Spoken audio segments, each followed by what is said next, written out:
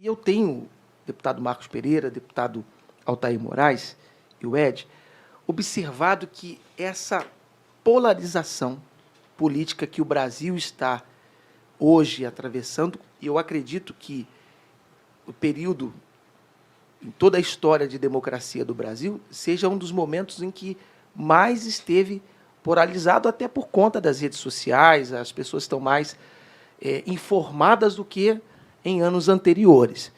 Mas eu tenho observado que, de um lado, as pessoas têm debatido muito a questão da presidência da República, e quem vai governar, se continua o presidente atual, o presidente Bolsonaro, ou se o ex-presidente Lula volta ao poder.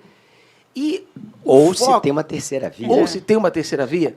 Óbvio que no ponto de polarização fica entre esses dois aí, mas sempre fala-se também na terceira via. E, então, isso tem me chamado muita atenção, porque o que nós observamos? Que, por conta desses fatos, a população do Brasil hoje nunca olhou tanto para o cargo executivo. E eu queria começar a pergunta, até que ponto isso é bom, positivo, para o povo? Porque nós sabemos, eu sei, a Ed sabe, o senhor sabe, o Altair sabe, mas quem está acompanhando a gente no podcast não tem noção do grande significado. Primeiro, Câmara dos Deputados e Senado. Segundo, aqui em São Paulo, a leste de São Paulo. Então, eu começo com o senhor. Olha, Bispo Alessandro, a verdade é o seguinte, sempre foi assim, as pessoas dão muito mais relevância e importância ao debate do poder executivo, porque na cabeça e na cultura brasileira, nós temos um sistema presidencialista, o presidente vai resolver tudo, ou o governador vai resolver tudo no âmbito do seu estado que ele governa. E não é bem assim.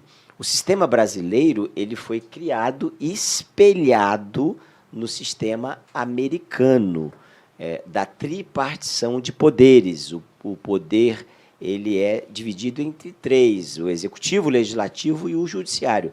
E um se contrapõe ao outro, para que nenhum prevaleça sobre o outro e muito menos sobre as pessoas.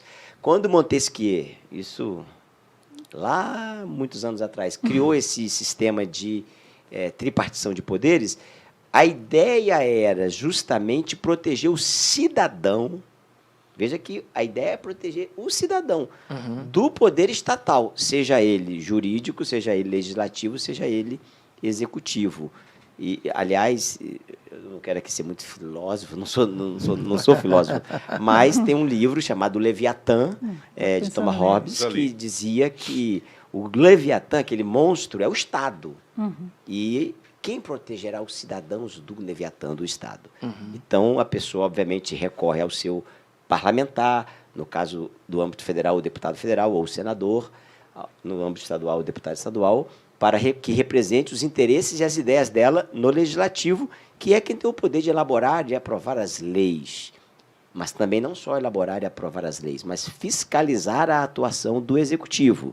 Esses são os dois poderes mais próximos da sociedade. E o executivo, o judiciário, melhor dizendo, ele tem o poder de arbitrar eventuais conflitos de interesse entre esses dois poderes, ou entre a sociedade e o poder estatal. Também está ali o executivo, desculpe, o judiciário, para poder fazer a arbitragem desses conflitos. O problema é quando um invade a competência do outro. Aí vira uma confusão danada. Já ia perguntar exatamente para o senhor. O senhor acha hoje, porque a população, a grande parte da população hoje, uma das reclamações é dessa interferência do poder judiciário em algumas regras hoje no Brasil. Interferência direta nas ações do presidente. Agora, na pandemia, o judiciário tomou alguns posicionamentos que, para algumas pessoas, foi super interessante, mas, para uma boa parte dos brasileiros, houve que reclamar-se demais. O senhor acha que tem existido, o senhor acredita que tem existido muita interferência? Eles estão excedendo nisso? Então, eu acho que tem havido um crescimento substancial, significativo do ativismo judicial, que é o judiciário atuar de forma exacerbada. Mas aí você me faz perguntas difíceis de serem respondidas, porque eu, como advogado, dei aula de direito há algum tempo, eu não posso me furtar e fugir da essência do que realmente, de como funciona a coisa. Primeiro, é importante falar aqui para todo mundo que está acompanhando que o judiciário não age sozinho. Ele sempre vai ser provocado.